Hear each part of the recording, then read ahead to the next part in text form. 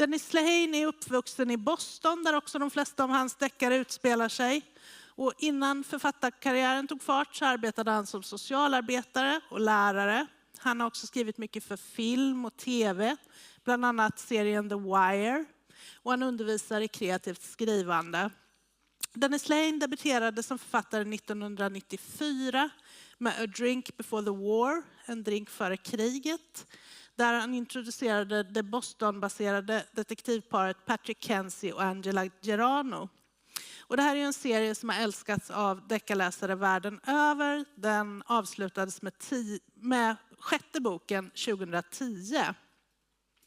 Under 2000-talet så har han också, eller under 00-talet så har han skrivit ett antal fristående böcker. Mest kända här i Sverige är kanske Mystic River som heter Rött regn från 2021. Shutter Island eller Patient 67 från 2003. Och de här nämnda böckerna, liksom flera av de andra, har också blivit stora filmsuccéer. Många av hans senare böcker är historiska romaner, ofta med deckarinslag, bland annat John Coughlin-trilogin. Och den bok som är aktuell här i Sverige nu, det är Dennis Lehanes 14:e roman som gavs ut förra året i USA med titeln Small Mercies. På svenska heter den Hatets hjärta.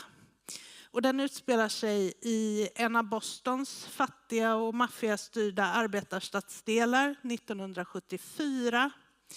Och huvudpersonerna här är ett sjukvårdsbiträde som heter Mary Pat Fennessy och en polis som heter Bobby Coyne.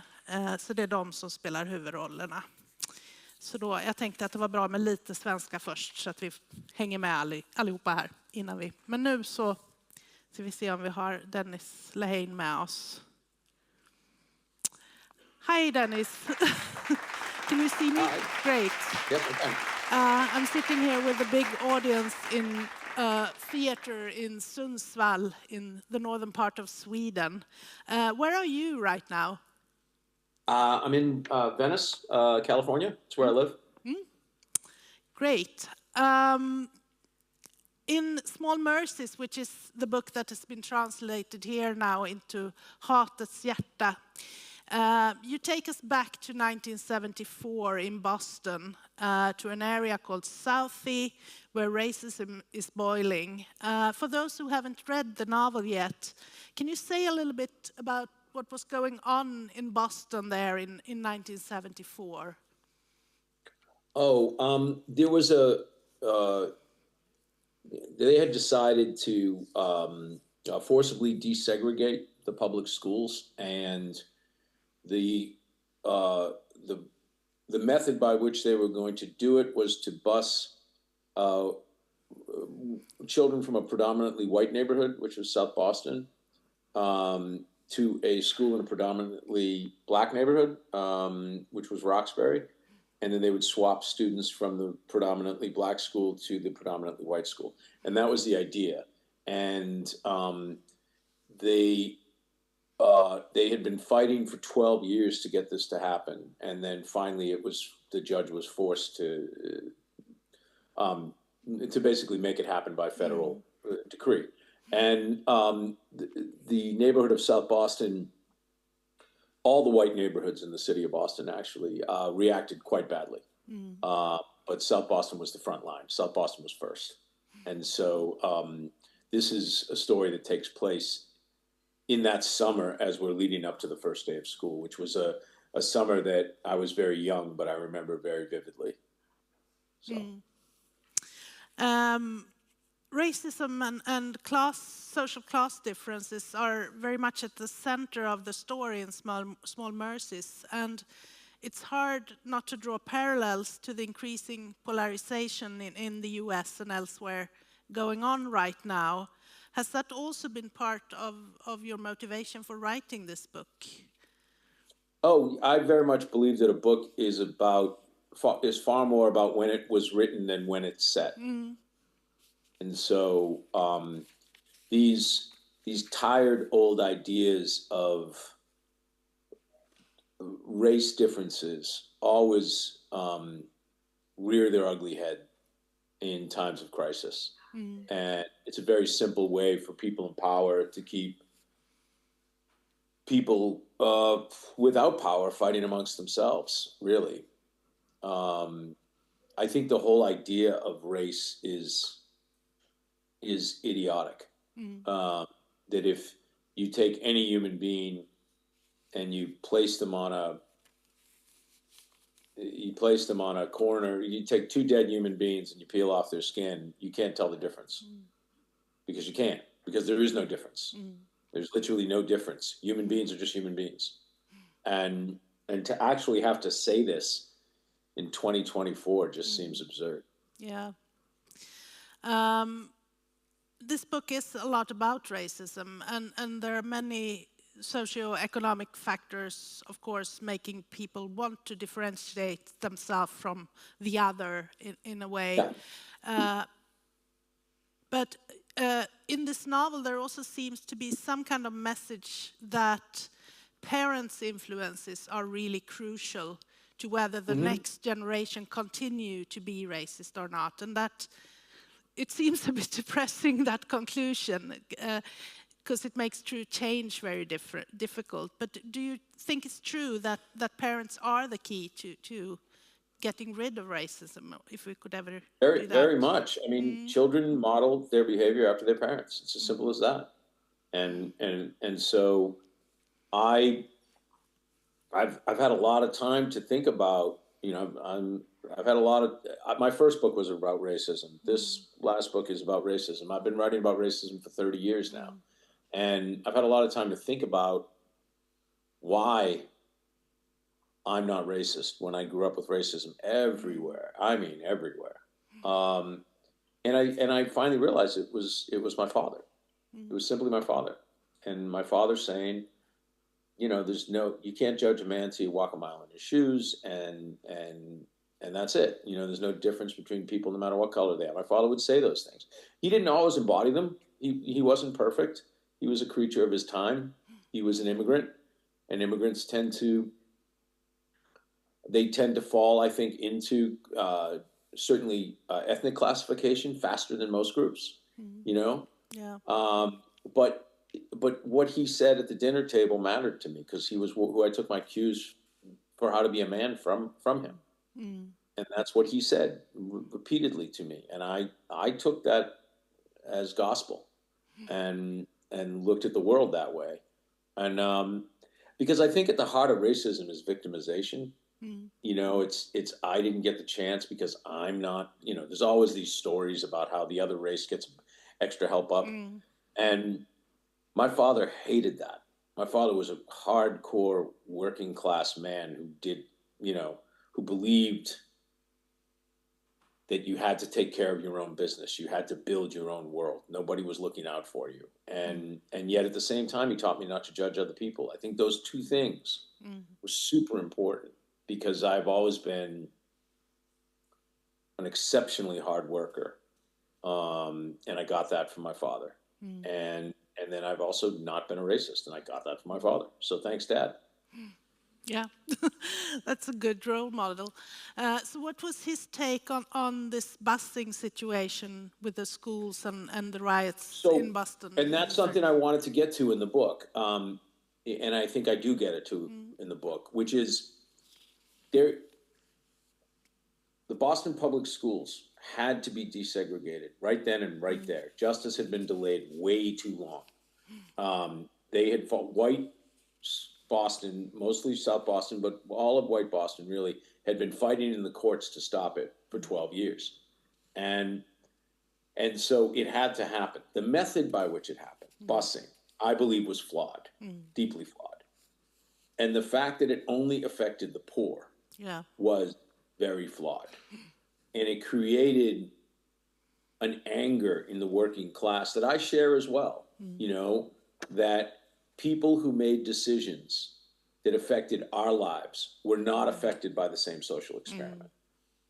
They didn't have to have people bust into their communities. And so my father felt like, here we go again. Here comes a decision made by the government that affects my life that I had no vote in. And so he was not a fan of busing, but he was also not a fan at all of the reaction to it.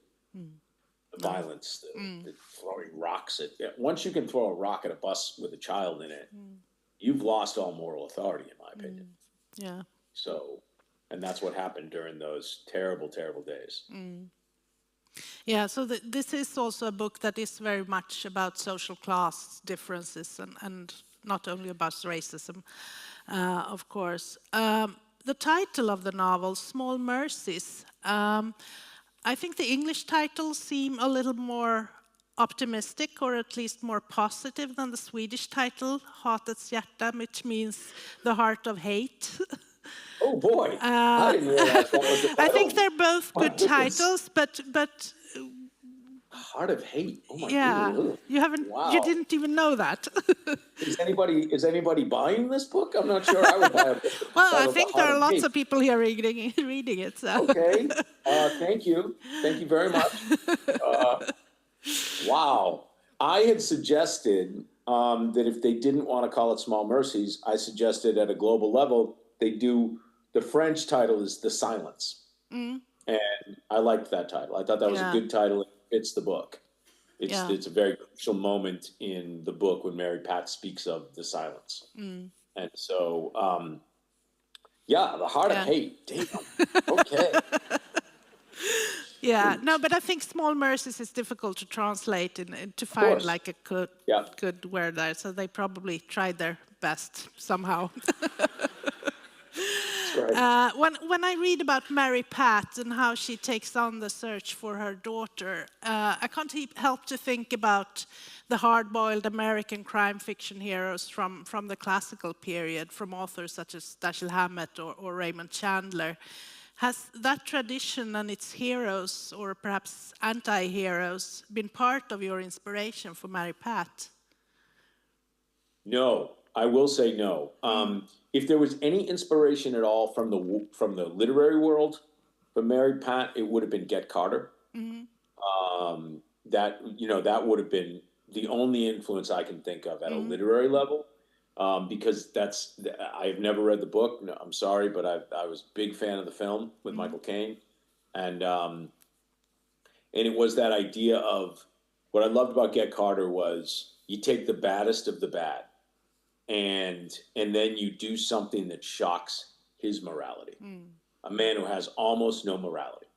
And I wanted to do that. I wanted to take a character who was racist, who was filled in some ways with hate that she's not even aware of.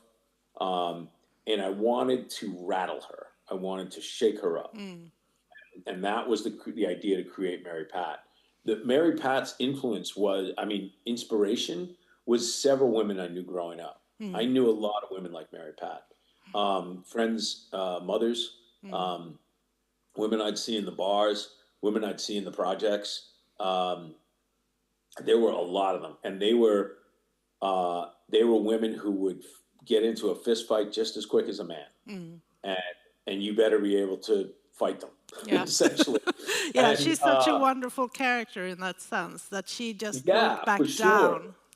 And she has the heart of a lion. You know what I mean? There's a lot of good in Mary Pat. There's also a lot of bad in Mary Pat. And I wanted to look at both, because I don't believe most people are anything. I don't think most people are one thing. I think we're a compendium of many things. And so I wanted a woman who has this heart of a lion, and I wanted to take away everything that she believes in and see what would happen to her. And also make her confront what she's been in denial about her whole life, which is before the book begins, her second husband has left her. And his reason is, because your hate embarrasses me. And she has no idea what he means. She authentically has no idea. And by the end of the book, she knows. That was the journey of the book. Yeah, and the reader but also eventually to have this woman who was like, I was like, what would one of these women, because I knew these women, I was like, what would one of these women be like if they were unleashed? Like if they were truly pissed off, what would they be like? And that was the impetus, far more than any literary character. We don't have that much time, but one thing that I think I need to ask you today, because today is today. It's also the day of the American presidential election. If you would give just a very short answer, what is your prediction of the outcome? I have no prediction. It's too close. Yeah. We're all terrified right now. Everybody is walking around with knots in their stomachs. I think very many people here do too.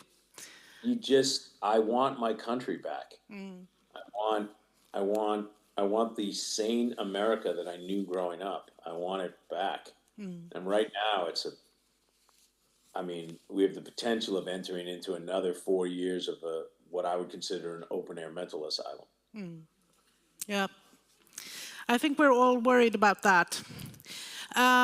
Before I let you go, let's return to hopefully a little happier topic. What are you working on now in terms of writing? I have a television show that will be out in June called Smoke.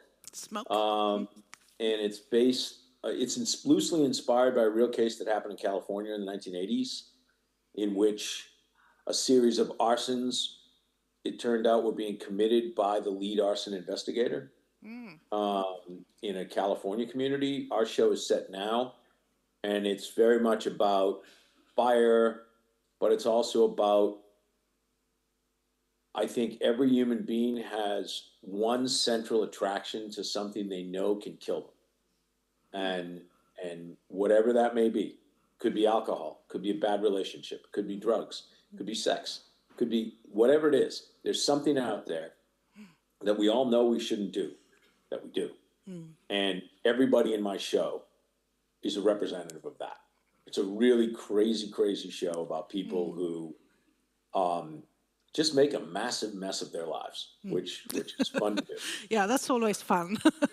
Doing that. And then I just started today, literally today, I just left the room. I started building the television limited series of Small Mercies. Wow. We're looking forward very much to that too. Well, thank you so much for joining us tonight. We're very happy that you do that. Thank you, everybody who actually watched it on a delayed screen. Thank you. Cheers. You all have a great day. Bye-bye. Bye. Thank you.